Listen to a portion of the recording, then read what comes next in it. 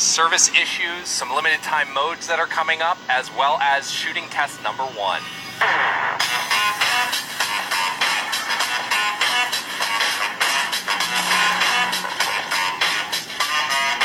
Okay guys, so we know we had some service issues recently, primarily around social and partying. We wanted to make good for those of you who experienced that. We're going to be giving 20 stars for our Battle Pass owners and 1,600 gold for our Save the World owners. We appreciate you sticking with us through this, and especially through early access, so thank you. We've also received some feedback on the sniper shootout that it didn't make sense for us to add a revolver.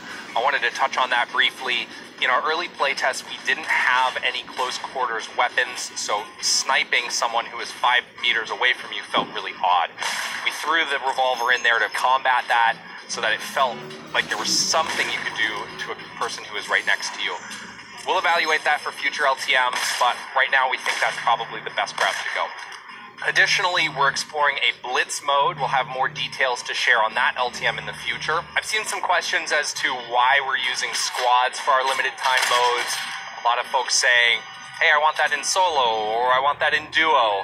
Our intent is that all of our LTMs can potentially be different playlists, but we'll determine what makes the most sense for the mode.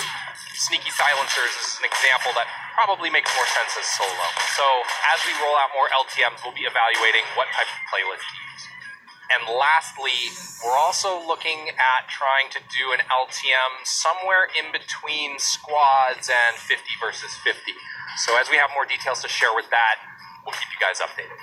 Okay guys, we've talked in the past a lot about wanting to make improvements to our shooting. Today we have an update. We're going to be running a test to the shooting model as a limited time mode to gather feedback from all of our players. The hope is that eventually we can take some of these changes